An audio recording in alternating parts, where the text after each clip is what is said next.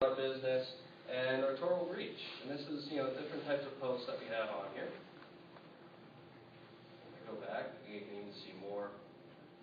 So we don't do too many posts with our company because we're not directly the average consumer. But you can see, how many people have you reached? How many engaged users? How many people are liking, commenting, things like that, talking about this? How many people have shared your post? This is all good information to have because with that you can see, all right, this person, I'm getting a lot of shared posts when I post this sort of topic or this sort of item. And you can keep that in mind so you can keep your Facebook users engaged with you.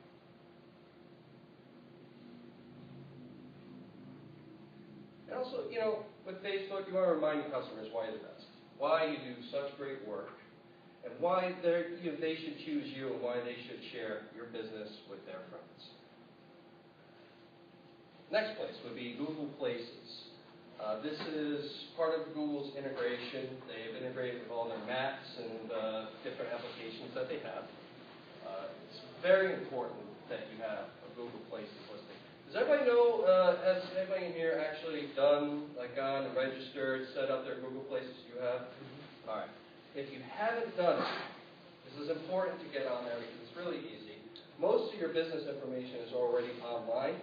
However, there are some key elements missing, like your hours, when you're open, what days, and also other categories about your business. Not only shoe repair, how about leather, luggage, boots, jackets, handbags. There's so many different topics that you can do because that will increase your visibility when somebody searches for a subject. Someone's in the market for a handbag repair, and they type that in, and if you have your category listed as that, they'll be able to find you much easier. Also with Google Places, you can respond directly to the users. You can give your side of the story. This is important because everybody always has that one customer. There's just nothing in the world that you could do to make a situation right with them. And these are the kind of people that unfortunately go online and they'll just blast your business, with whatever story that they have. And I guarantee you, it's not even half accurate. They're just trying to be the high-minded person. And there's just nothing that you can do for them. But what you can do is protect your business and yourself by going on and giving your side of the story and responding to it. And it's important when you do that you be as professional and as courteous as possible.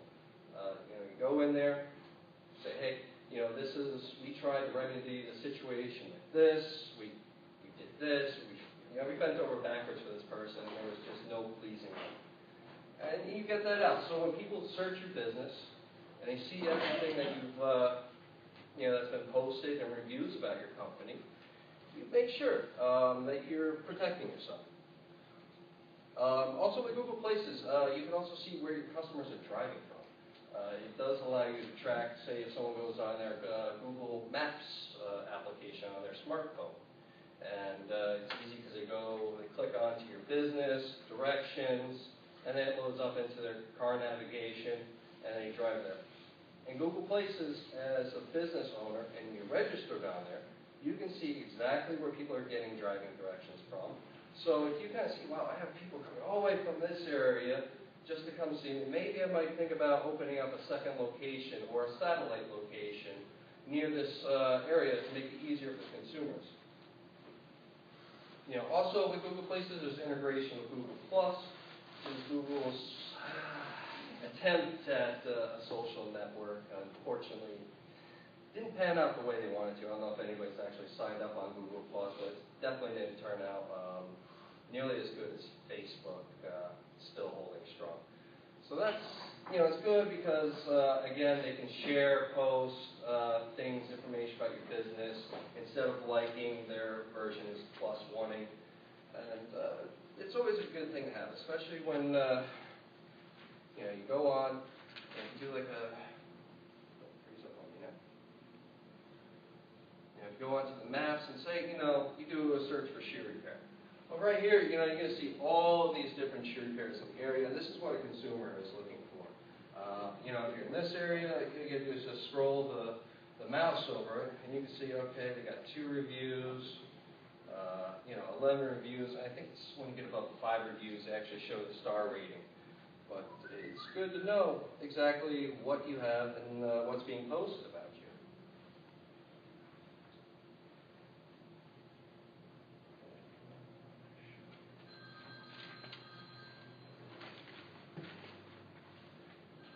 But when you have it in your business here, this is an incomplete listing. You know, there's no link to a website, no store hours or anything like that. Sometimes they'll just show you the Google Street View, and some people have gotten lucky enough that Google has come inside their business and done an interior view, which is always pretty amazing. Yeah, Google's 50 when they do the transitions. I love that. But yeah, you know, they'll take pictures and you get a 360 panoramic view inside the store. Yeah, they did that about 6 months ago. How did that go? They just walk in there? They called me, Yeah. or sent me a letter, I can't remember now, but we set up time, gave them time, they came in, they took pictures. That's cool. That's great. Now, the store's since changed a little bit, but, you know, they get an idea of what you're in. But yeah, it's still nice, you know, you get that interior view, and that's it's all there, free, online. Yeah.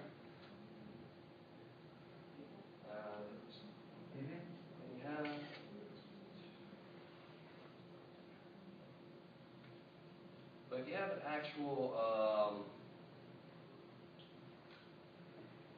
you know, if you set up everything on your page, you can also show hours, so people will know when you're open, instead of wasting their time to drive out there to find out that you're closed. This is very important stuff to have on there. A website, so if you have a website where you want to show off, you know, your different services that you offer, different, so many things that you can tell a customer. It's more of a, you know, what's that kind of brochure. But it still gives them the confidence to know that they should come to you if you're a professional and you're going to provide them the service that they need.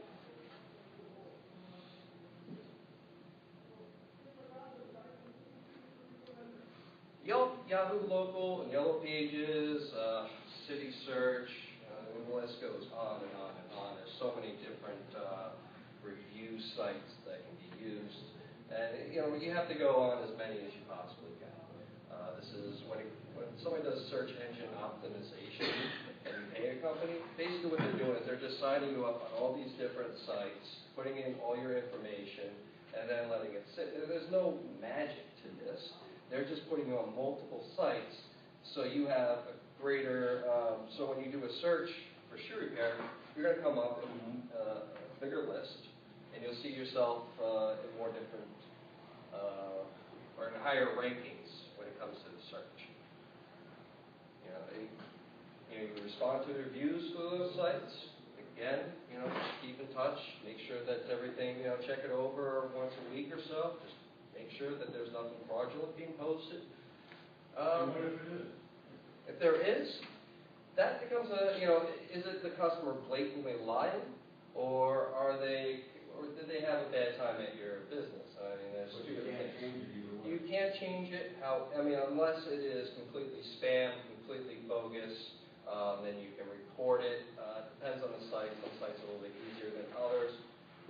But you still have to, you still have to deal with it, which means, you know, you have to respond to it. You have to say, this is not what happened at all, or, you know, however you want to handle it. But, you know, definitely handle it with tact. Why is it that some stay on there for a long time and others get dropped off? So if you've had multiple reviews, let's say, nothing should be getting dropped off. We've had lots that have dropped off and other ones that have stayed on for years. Maybe the user deleted their account or their account became inactive. And that's why? And that's a possibility. Someone told me that it has to do with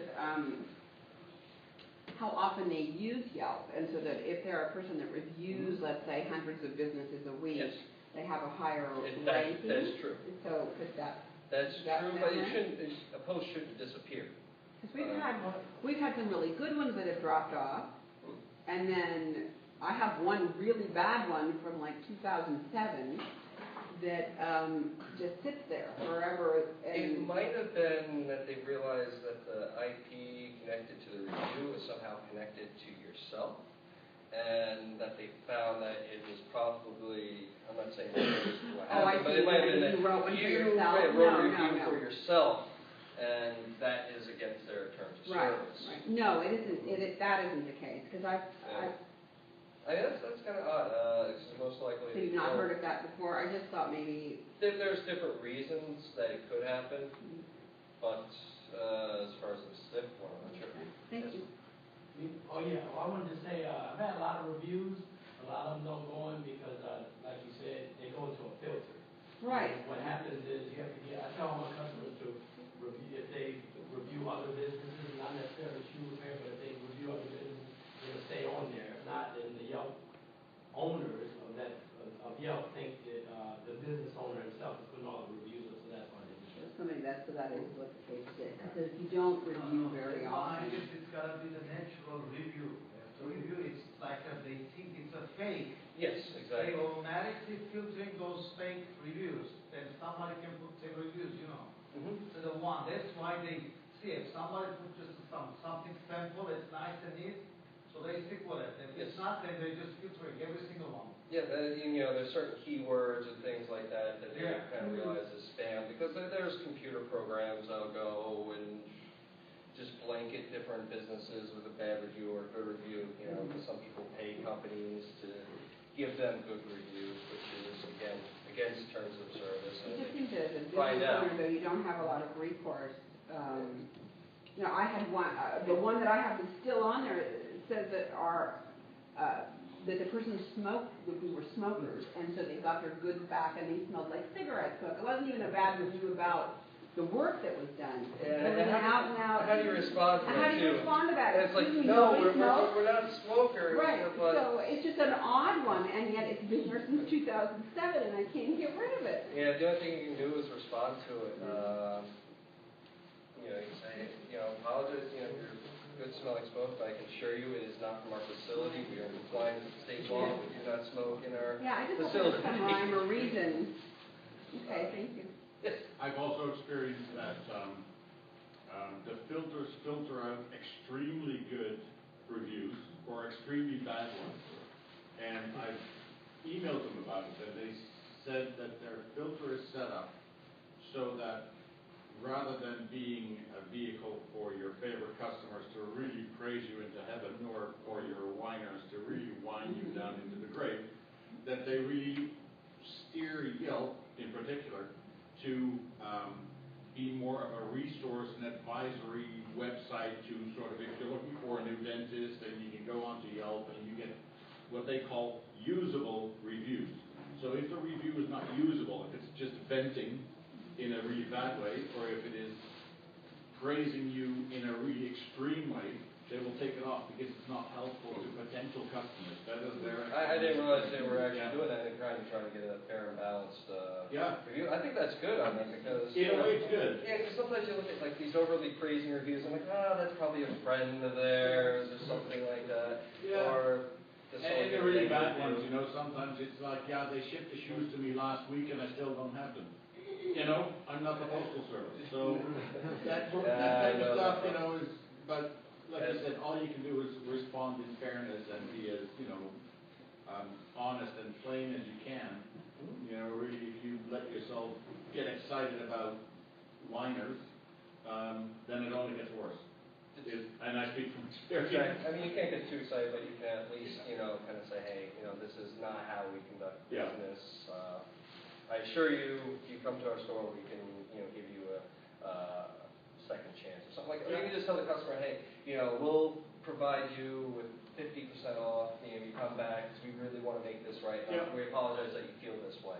And doing that in front of the general audience. Exactly. Well, that's the key, right? You're not just responding to this particular customer. You're basically Yes. responding to one person, but you're talking to your whole audience. Yes, you're on the world stage. And, when yes, that happens. and that is very important to keep in mind. Absolutely.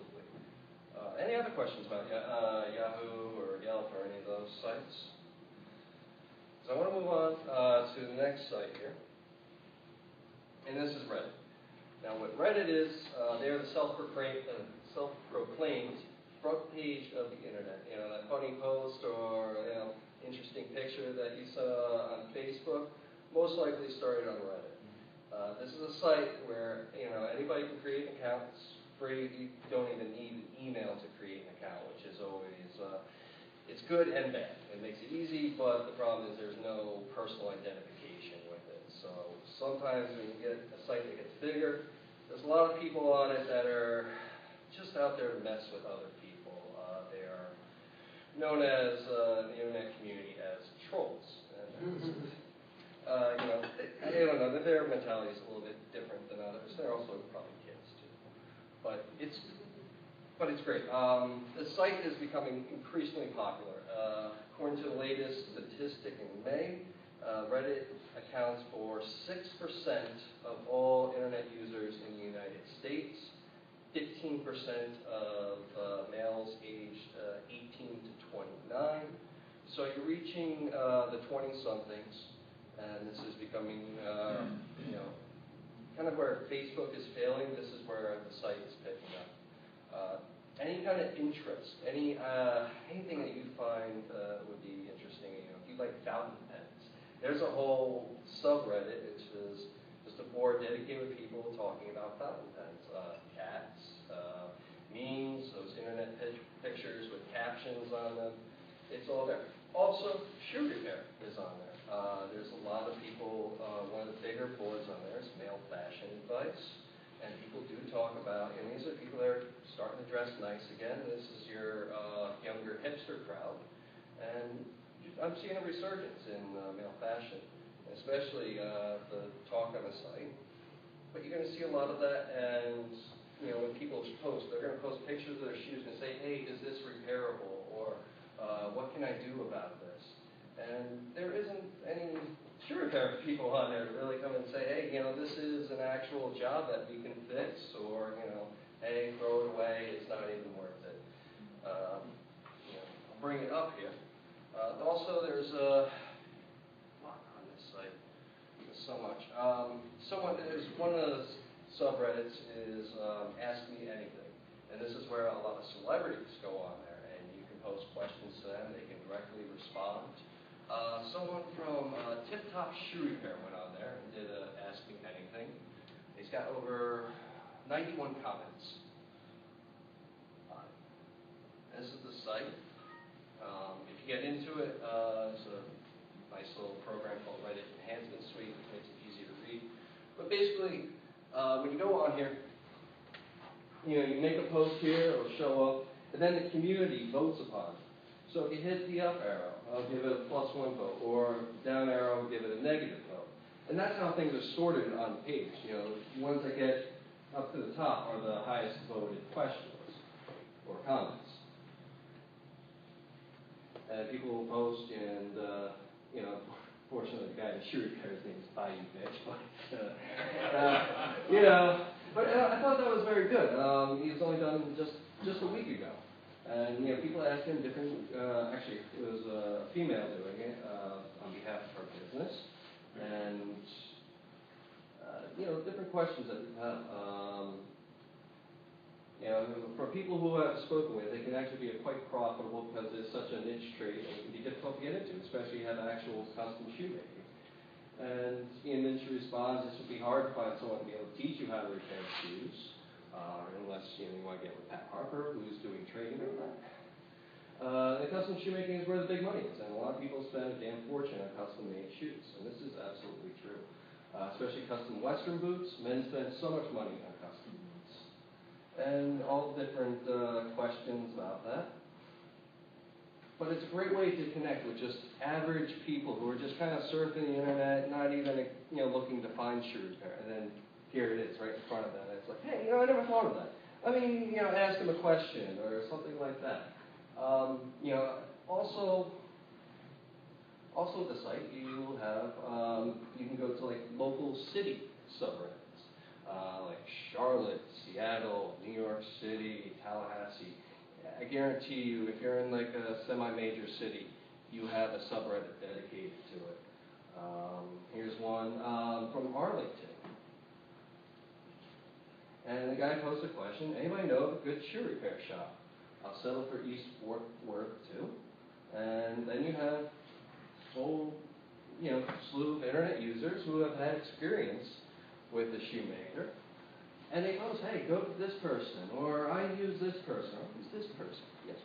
So with Reddit, is it kind of like Facebook where you can kind of gather who's using you or who's looking at you? No, you really can't. The only thing you can see is your screen name, and that's just a completely made-up name. It's not like Facebook where it's an actual name. So it's not as personal as Facebook would be. But, there's really no way to track of who's giving you the votes or anything like that. What's with the points? It says, that Oh. screen name and then one. No, 2 points. This is the voting system. Like right here, you have arrows. So if I were to go onto it, click an arrow, that gives it another point. And kind of is a good thing. Their points are called karma on the site. It's a good thing to have karma because that's kind of like to show off, like, hey, I have this many points because I've generated this many good posts. It's the likes. Exactly. That's the likes. It's karma. And this is what this site is all about. Yeah, it's good. You can subtract the points too? Yeah, you can subtract. If I were to go down, now it's down to 1 point. It's that simple. Any user can do it. It's very, it's an unfortunate thing is when you post something and if you don't do it right and you get people that say, just not even make a comment, just download. You see you're at -10. You're like, oh, great, what am I doing here? But, it's no big deal. It's just internet.